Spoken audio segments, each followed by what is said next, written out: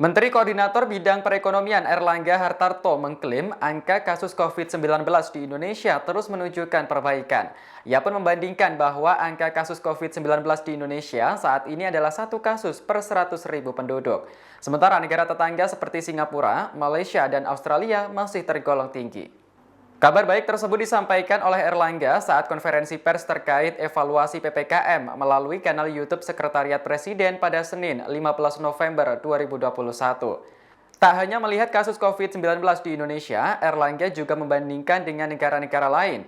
Hasilnya, pengendalian kasus COVID-19 di Indonesia lebih baik dibanding negara tetangga. Sebut saja negara Malaysia yang memiliki angka kasus COVID-19 sejumlah 127 kasus per 100.000 penduduk. Kemudian Australia ada 51 kasus per 100.000 penduduk. Sementara Singapura terdapat 545 kasus per 100.000 penduduk. Dibanding negara-negara tersebut, Indonesia jauh lebih baik karena angka kasus COVID-19 hanya 1 kasus per 100.000 penduduk. Berkaca dari masih tingginya kasus COVID-19 di negara tersebut, maka pemerintah masih terus mengkaji untuk membuka pintu masuk dari negara tersebut.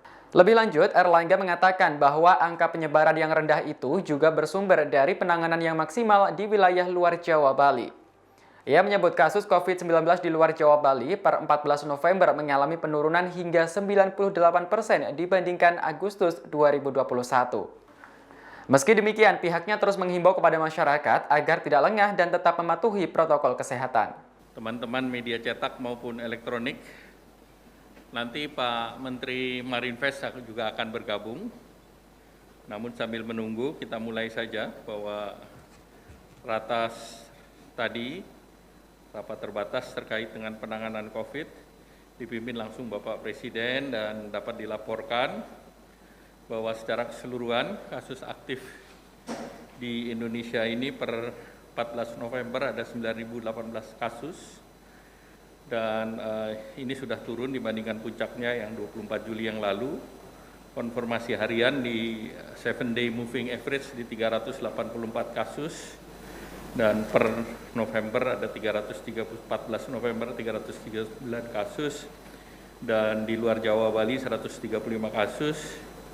Angka reproduction rate sudah di bawah 1. Jadi kalau kita bicara di Kalimantan 0,98, Sumatera 0,96, Maluku di angka 1, Papua 0,98, Nusa Tenggara di 0,98 dan Sulawesi di 0,95. Kemudian kalau di Jawa 0,95, Bali 0,98. Demikian Tribun News Update kali ini. Nantikan perkembangan informasi terbaru lainnya hanya di Tribun News. Terima kasih sudah nonton.